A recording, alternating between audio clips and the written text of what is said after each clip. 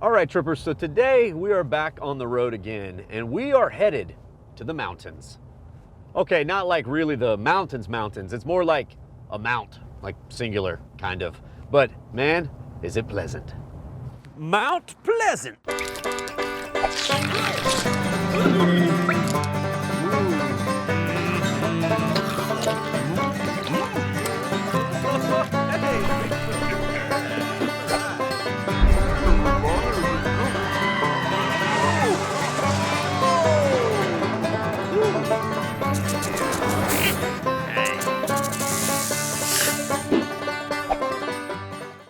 This episode was made for y'all with the help of our awesome partners. Check the caption for more info. Mount Pleasant lies in northeast Texas, both north and east. About 2 hours east of Dallas, in fact, and so north that Oklahoma is less than an hour away. But not just the mount is pleasant, so is the drive here. Man, you know, this really is a beautiful part of Texas, especially this time of year when the trees are changing colors. And what is that? I think I just saw a giant Pilgrim Head. Okay, rules of day tripping. When you see something crazy, you must pull over and check it out. Nothing like the head of a giant pilgrim to distract a day tripper like myself. What is this? And what is a giant Pilgrim Head doing in northeast Texas? All right, newsflash everyone, like the Mayflower landed like over 1,000 miles that way. Oh, that is weird. Who are you calling weird, Chet? Wait, who, was that you? Who are you? Bo Pilgrim, co-founder of Pilgrim's Pride, one of the largest chicken companies in the world, and owner of the largest Pilgrim Head. You could fit a small car in my brain cavity. Wow, that's impressive. Thanks. I've been watching your show, Chet, and frankly, you don't eat enough chicken. So, here you go. Whoa, is this a chicken leg? Well, of course it's a chicken leg. Now eat it. I don't want to eat your... Come on, Chet. Don't be a chicken. Oh, see what I did there? Okay. Gobble it up. Gobble, gobble. Yes. That is yes. excellent chicken. Eat Thank more you. chicken, Chet. It's delicious. Oh, it's huh? nutritious. It's poultry-ficious. Eat the chicken. Eat more chicken, Chet. Okay. Eat I'm gonna eat more chicken. Eat More chicken. more chicken. I'll eat more chicken. Eat more chicken. Now, the man did found a chicken empire from right here in this neck of the woods, so there's wisdom under that pilgrim hat. But before we go full bird, well, let's go to town. Mount Pleasant is a quaint small town of about 15,000. Pleasant, yes, but I'm not seeing any mountains around here. Nonetheless, I am seeing a great square, and it's time to see some lunch. You know, while most of the square is what you would expect, there's a restaurant down here that is totally unexpected. Who's up for some sushi? This is Round Eye Sushi Guy, the town's hottest lunch spot specializing in cold, raw fish. And while many might stay away from East Texas sushi that's, 300 miles from the ocean, well, here's owner Will D'Angelo to tell us why this works. It's sushi on a historic Texas square. I mean, the things just don't go together. A lot of people are like, why do you have it here? And it's because we love downtown. We love the downtown historic area. We wanted to bring sushi here, and I think we're doing a pretty good job of it. And like, you guys have to be the only sushi place in how far It's like away? 67 miles or something like that. Really? Yeah. So you're on this little island of sushi here Yes, for all the the people. island of East Texas sushi. I love it. It's a rare reprieve out here in the land of saucy barbecue and fried catfish, which is one reason it's so popular. All the fish and everything is all fresh. We get it all straight out of Dallas. It's flown in overnight. It's perfect. So I know almost nothing about sushi other than the fact that I like to eat it. I'd love for you to kind of show us how it's done. Well, we do several different types of sushi. You know, you got the rolls, which most people see nowadays, which is sushi maki. So that's basically, you're gonna take a nori sheet right here, and then you're gonna bed the rice on top of it. Okay. Then you're gonna flip it over, you got some slices of tuna, and then we're gonna take some avocado. Awesome. Then you wanna roll it over, tuck it like that, right? So it's nice and tucked. This is where the art to sushi comes in. Edible art, that is. This roll is the signature round eye roll with tuna and salmon. Man, I mean, that tastes fresh. The butteriness, the way that fish Yeah, it hits just in sort there. of melts. Melts, Yeah, you know? yeah. Oh, that is good, man. Now, I know raw fish isn't everyone's thing, so Will mixes in some Texification to his sushi. We got a Texan roll, which is cooked beef, green onions, cream cheese, spicy mayo, some teriyaki sauce on top. It's insane. But it is fantastic. Cooked beef in a sushi And roll. then not only that, we can do it tempura, which is where you batter it and fry it, and then it's fried pieces of sushi. Chicken fried sushi? Yes, please. And now I'm ready to roll to lunch. Sushi time. I got the Texan roll, some salmon, some shrimp, some yellowtail, tuna, and some more salmon. We go into the Texan roll. The whole roll is battered and deep fried. Oh, good. I can roll like this in Texas, baby. I can roll like this all day long. Sushi preparations, okay? A little soy sauce, and then the kicker, a little wasabi. You're dangerous, man. I tell you, it is like fresh, clean fish, which may seem like an oxymoron this far from the coast, but trust me, this is good sushi right here. That, my friends, totally hit the spot. But I need something a little bit sweet to cut that salty soy sauce. Laura's Cheesecakes, right in here. Started about 30 years ago, Laura's now ships its signature cheesecakes all over the country. And here's current owner, Leah Crabb. We make all our own cheesecakes from scratch in our bakery that's across the street, but then we keep them stocked over here in our freezers ready to sell whole or by the slice, and we've got lots of great options. During the holidays, this hometown operation ships out more than 5,000 cakes, and they seem to have about as many flavors. Walk me through some of these flavors. I see some that I'm like, oh yeah, that makes sense, and some of these other ones I've never seen in a cheesecake. A few different fruit options, an apple one, a raspberry, a blueberry, Red pretty velvet, much anything. German chocolate, key lime. You got it. I don't want to insult you, but it's sort of like the local Cheesecake Factory, right? Like it's got that much variety, but all kind of in a mom and pop way. Yeah, definitely a hometown favorite. Our best seller of the whole cheesecake would probably be the Texas Turtle. It's got caramel, pecans, and chocolate chips drizzled in and on it. You know, I love Texas, I love turtles. I think I'm gonna go with Texas Turtle Cheesecake. That's great, and we actually, since you love Texas, have the Texas-shaped Texas Turtle. You know, I've tripped my way across Texas many a time. Now I get to eat my way. I think I'll start in Mount Pleasant, somewhere right around there. Oh, that's good. It's got brownie on the bottom. It's kind of like brownie mineral rights. And I might have enough left for you guys. Anybody want a bite? Oh, check. Yeah. I'll just go ahead and I'll just take the panhandle. The Hey, well, if she's, you know, West Texas is good for me. I could always just use a little bit of that. You know, that's a South Texas for me. That's not like a tiny I like piece. the brownie. I'll just take this. Thanks, man. Thank you a lot. That was real good. Thanks, Jet. Appreciate it. Well, it seems even a Texas-sized cake isn't big enough for this crew. Downtown makes for some great exploring. A bit unexpected, too. Like below Hoover's Western store is the Edison Phonograph Museum. Whoa. These right here, the original boombox. It's not Beats by Dre, it's Beats by Tom Edison, bringing the hardcore funk.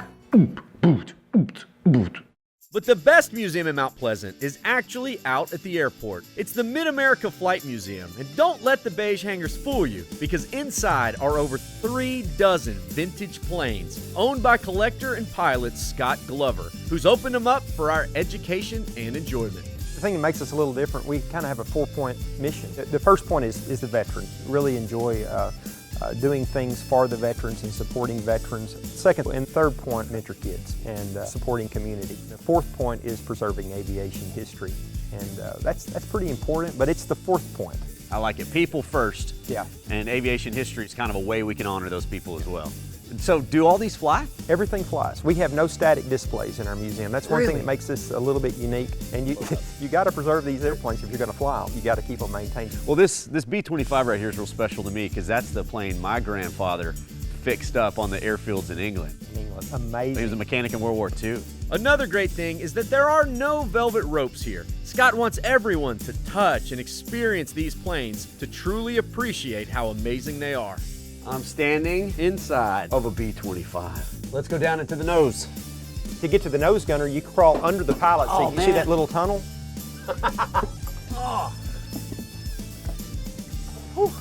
Where else can you sit in the gunner position of a B-25. You know, a legitimate museum could have, say, one of these planes. This museum has an entire fleet, and they all have a story. This is a SNJ-3, almost with no exceptions. A pilot of World War II, a fighter pilot, would have gotten his wings in a T-6.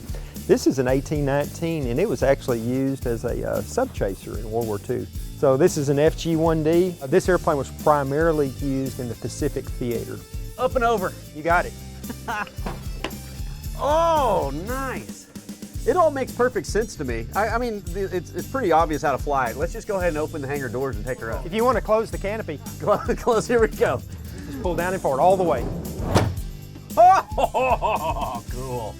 But this museum isn't just military planes. There are also planes that launch the commercial jets that you and I fly today, when not road tripping, of course. And Delta got their start. I think they bought 3 or 4 of these. And they were a crop dusting company in Monroe, Louisiana. The Delta, Mississippi Delta, that's where Delta Airlines comes from. Really? People don't know that. And they proved that, hey, there's something to carrying passengers. People will actually pay to go places. And so they did this for a couple years, and then they moved to another airplane that I really want to show you, the Ford Tri-Motor. Built in 1929, it owned the skies. There's 8 of them left in the world. 8 of them that'll fly. I'm not counting the one in the Smithsonian hanging up and stuff like that. For many of these planes, there's just a dozen or less still able to fly. For this C-41, well, it was the only one of its kind ever produced and flew the highest military officials, including General Hap Arnold. It is so much fun to get a veteran up here that flew these in World War II and see the joy in their eyes. You know, for a very short period of time, they think they're 19 years old again, and they're 93. So, wow. I never, ever have considered myself an owner of the airplanes. I really consider myself a steward, because this airplane someday is going to go to somebody else, and hopefully in better shape than when I found it. You know, it's almost indescribable how cool this museum is, and how cool it is that they stick to their mission. Whether you're a plane person or not, MidAmerica is mandatory tripping. We now interrupt this programming to remind you to like and subscribe. Now back to the road. Now, when it comes to flight history, well, everybody knows that the Wright brothers were the first to fly, right? Well, don't say that around the folks in this town. It's nearby Pittsburg, Texas, and it's just a few miles away. They have a story in these parts that wants to rewrite history. And to get to the bottom of it, we're headed to the Northeast Texas Rural Heritage Museum. Located in an old train depot, this museum is packed with stories of this town, dating back to the Caddo Indians and even to its own namesake, Mr. William Pitts. William Harrison Pitts. You take it from the locals, this dude was the Pitts. I have no idea if that's true, but among the countless artifacts, by far its biggest and most controversial is the replica of the aircraft that beat the Wright brothers to flight, or so the locals will tell you. Oh, wow. So here it is, folks, the Ezekiel Airship. This medieval-looking contraption of wood and steel was dreamed up by a local Baptist minister and inventor named Reverend Cannon. Inspired by a passage in the Bible, Cannon set out to conquer human flight. And in 1902, the year before the Wright brothers, many say the Ezekiel Airship did just that, when it flew over a fence and safely landed in a nearby field. Okay, so the way this thing would have worked is that engine turned these 4 wheels, which turned the paddles, which pushed the air back and up into the canopy, which supposedly gave this apparatus enough lift to lift a human off the ground. It was groundbreaking. It was revolutionary. It was short-lived. You see, Reverend Cannon attempted to take the airship to the World Fair, and it was destroyed by a storm. Now, it's got certain problems with it, aerodynamically speaking, and the engineers are sort of split as to whether or not this thing could actually fly. You know what? I think we need to ask the expert.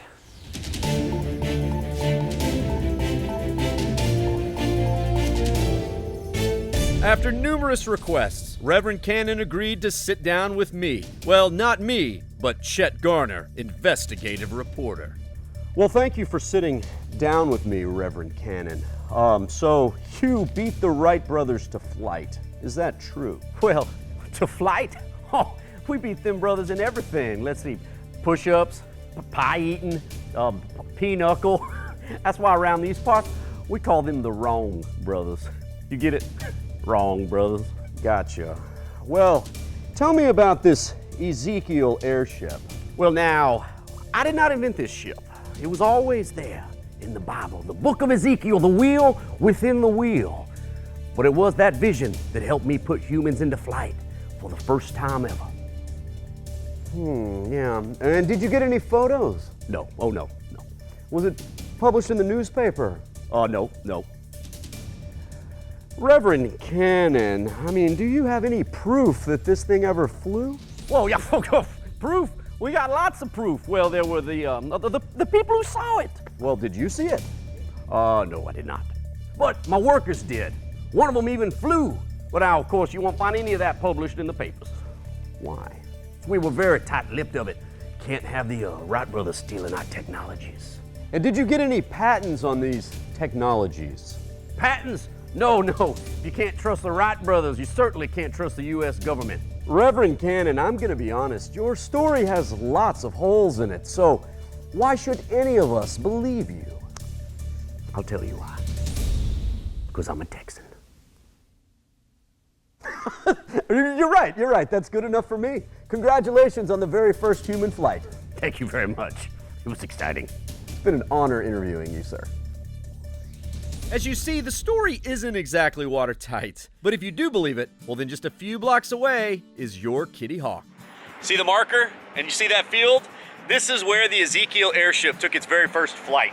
Kitty Hawk is like a national park, tons of visitors, and then you come to the Texas Kitty Hawk and you get a chain link barbed wire fence and a bunch of overgrown weeds and a bunch of empty propane tanks. It's a shame, really. I do declare from this moment that when I am president, not gonna happen, I will name this block a national park. And you can bet money on that, folks. Let's leave the skies behind and hit the ground for a bit. I am ready to get outside. So beyond just the beauty of the rolling hills and all these gorgeous trees we're surrounded by, one of the big draws up here in Northeast Texas are the lakes. There are a ton of them. They're world-class for fishing, but they're also really good for things like hiking and biking. So we're headed to a state park that's between Mount Pleasant and Pittsburgh to do a little bit of that. Our destination is Lake Bob Sandlin State Park, on the shores of, you guessed it, Lake Bob Sandlin. It's a beautiful park. I don't have a pole or a boat at the moment, but I did haul this bike up here for a reason. So we are gonna go mountain biking. Now this park doesn't have a lot of trails, but the ones it has are awesome. So, first things first, means I gotta get changed. Into my gear? Richie, you ready? Yeah, I'm ready. I guess I just need my bike. Okay, I guess I go this way. Whee! In warmer weather, there's a great swimming beach, but in colder months, you can't beat taking to the trails, especially with fall colors like these. But that's also presenting a bit of a challenge. I gotta tell you guys, these leaves are making everything very tricky. Beautiful and deadly. They're really pretty at first glance, but it's impossible to see the roots underneath them. And they're making the whole trail feel extra slick, like it's all wet. Mountain biking's hard enough. You know what's harder? Making a show about mountain biking. Adds to the excitement, I suppose. Overall, there are about 3.5 miles of hikeable or bikeable trails, with stops along the way. Look at this, a fishing pond. Pretty cool. Ooh, a bird blind. Time to sneak up on the little bitty buddies. Do you see anything out there? Anything at all? 'Cause I don't. I've said it a lot, but it bears repeating. Anytime you're out in a park, you gotta take a moment, slow down, find a spot to rest, and just enjoy for a bit. We move too fast nowadays. That's what I love so much about state parks. They're so close to cities, but they feel so far away. Something just ran behind me. I am all by myself. If that was a coyote, I'm probably gonna get eaten. Back on the bike. And it's back on the road, and back to Pittsburgh to find some dinner.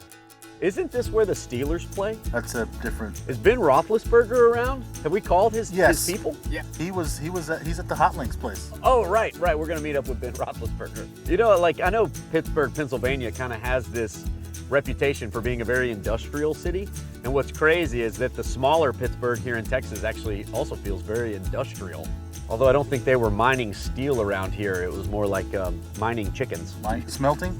Smelting chickens? You can mine or smelt. It's really a personal preference. I'm sorry, Mr. Pilgrim, but we're still not having chicken for dinner. We're gonna go for one of the true regional dishes in Texas, only found in this small corner of our state. It's known as the Pittsburgh Hot Link, and these thumb-sized all-beef links are nothing like other hot links and are even further from traditional barbecued sausage. Simply put, they're a local delicacy of the highest class and form. This is Sonia Barker, whose family has been in the hot link business for generations. Now she runs this restaurant, selling the links made by her brother down the street. They're like gushing geysers. Lots of grease, so you have to be careful. That's the good stuff. That's just the flavor. Yes. Right there. As you see, they're not smoked, but cooked in these custom upright ovens. Custom designed to not start an all-out grease fire. The meat is in the casing just cooking in a packet of grease. Little tiny bubbles of heaven. Oh, step back! The smell coming from these guys is insane too. It's so good. One oven will cook a stick of links, and we cook them on the sassafras sticks. That's a sassafras stick at the top? What does that do?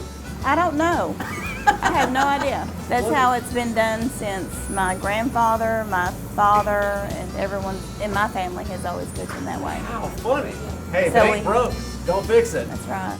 This place clings to tradition like an old dog to a bone, or better yet, to a hot link. And what I love is that these are traditions all their own. Now, I've never seen sausages like this anywhere else in Texas. I haven't seen any. It's a Pittsburghified German sausage. That's right. And we've had some people that they call the hot links caviar, East Texas caviar. That's the way that we serve them. The finest food out there. Yes.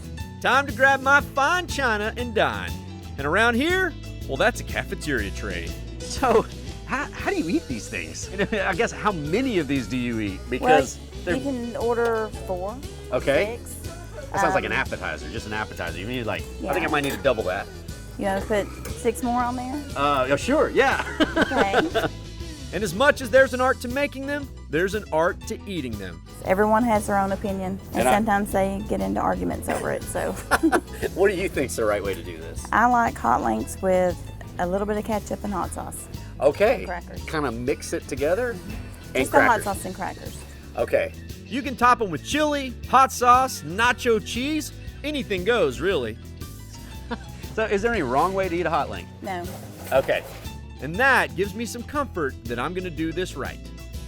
All right, so I think first off, I gotta try just the sausage by itself. Bite of Pittsburgh hot link. Ooh, that is without a doubt its own thing. That's even different than what the Cajuns call hot links. Look, it's got red pepper just saturated in grease, but it's almost like you got the flavor and a little bit of the spices of breakfast sausage. Man, that's good. Now let's try it like the locals. A little linkage, a little cracker, a little hot sauce. Oh yeah, that's good right there. Man. What a day. Whether it's eating unexpected sushi or one-of-a-kind sausage, whether it's biking Texas or eating my way across it, and whether it's the amazing stories of our skies or the stories that send our imagination soaring, one thing's for sure, this East Texas day trip will leave you much more than pleasantly surprised. You'll be flat out tripping with excitement. So I will see all y'all out on the road. Vaya con Dios, amigos. Ooh, I forgot to try them in the chili. Pretty good. Hiking up the hill, hiking up the hill. Oh, what a thrill. We're hiking up the hill. Reverend Cannon, I'm gonna be honest, your holes have lots of stories in them. Oh, you know, I'm just playing catch with my, playing catch with my sushi. Stop playing with your food, Chad. I just need to get changed into my gear. Oh, hey, Richie, you. Oh, no. We broke it all. Howdy, y'all. Follow along with my adventures at Chet Tripper on Instagram and at The Day Tripper TV on Facebook and YouTube. Or head to thedaytripper.com for travel guides, past episodes, and info on our mobile app and Team Day Tripper. This episode was made for y'all with the help of our awesome partners. Check the caption for more info. Howdy y'all, Chet the Day Tripper here. Thanks so much for tripping with us. Remember, while you're here, like this video, subscribe to our channel so that we can stay out there on the road and keep on tripping. Did we miss anything in this town? Leave us a comment, let us know. We love finding out about new stops with all of your tips. And if you love Epic Texas Day Trips, remember to check our channel. We got a lot of them on there. Also, don't forget, if you want some sweet Day Tripper merch or another cool Texas-made product, come see us in Georgetown at the Day Tripper World Headquarters. You can also shop online if you check the link down there in the caption. All right, y'all. Bye con Dios, amigos.